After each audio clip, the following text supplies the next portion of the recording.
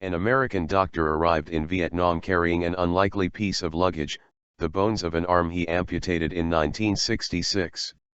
Dr. Sam Axelrad brought the skeletal keepsake home to Texas as a reminder that when a badly injured North Vietnamese soldier was brought to him, he did the right thing and fixed him up.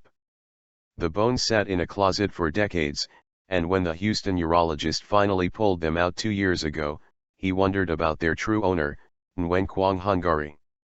The men were reunited Monday at Hung's home in central Vietnam. They met each other's children, and grandchildren, and joked about which of them had been better looking back when war had made them enemies. Hung was stunned that someone had kept his bones for so long, but happy that when the time comes, they will be buried with him. I'm very glad to see him again and have that part of my body back after nearly half a century, Hung said by telephone Monday after meeting Axelrad. I'm proud to have shed my blood for my country's reunification, and I consider myself very lucky compared with many of my comrades who were killed or remain unaccounted for.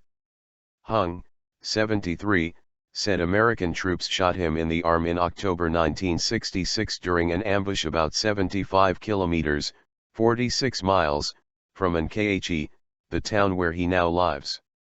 After floating down a stream to escape a firefight and then sheltering in a rice warehouse for 3 days, he was evacuated by a U.S. helicopter to a no-frills military hospital in Phu Cat, in central Binh Dinh province.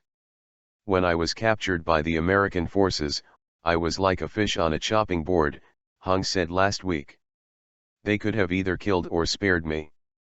When Hung got to Axelrad, then a 27-year-old military doctor, his right forearm was the color of an eggplant. To keep the infection from killing his patient, Axelrad amputated the arm above the elbow.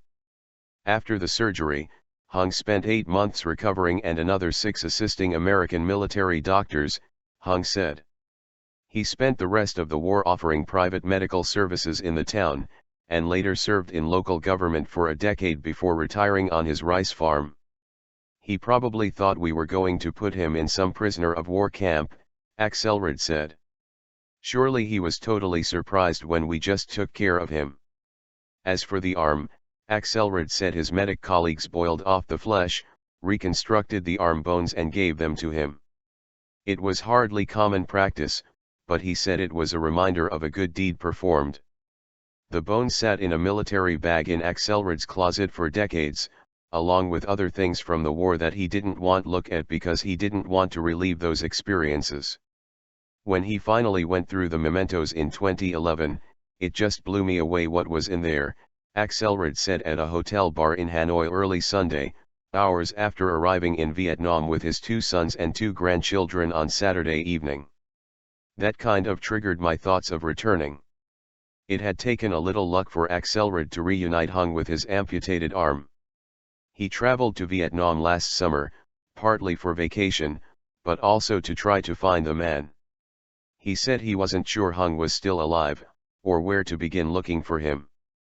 Axelrad visited Nkhe but didn't ask for him there because he assumed Hung would be living in northern Vietnam, where he grew up. By chance, Axelrad toured the old Vietnam War bunker at the Metropole Hotel in downtown Hanoi. His tour guide was Tran Quynh Hoa, a Vietnamese journalist who took a keen interest in his war stories. Hoa later wrote an article in a widely read Vietnamese newspaper about Axelrad's quest to return the bones to their owner. Hung said his brother-in-law in Ho Chi Minh City read the article and contacted the newspaper's editors. Hoa, now a communications officer for the International Labour Organization, arranged Monday's reunion in Nkhe, near the coastal city of Quang Hung, and served as an interpreter for the veterans. It's just time for closure, Axelrad said a day before the meeting. Hung was surprised to be reunited with his lost limb, to say the least.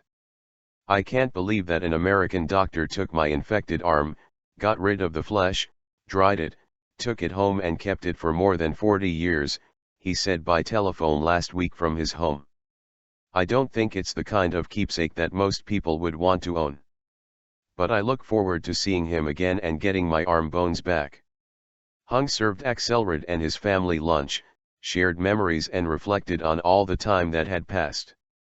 Axelrad said he was pleased to learn where and how Hung had been living for so many years, and to meet his children and grandchildren. "I'm so happy that he was able to make a life for himself," Axelrad said. Vietnam is now a country full of young people who have no direct memory of the war, which ended in 1975 and killed an estimated 58,000 Americans and 3 million Vietnamese. But the war's legacy persists in the minds of combat veterans who still are processing the events and traumas they witnessed in their youth.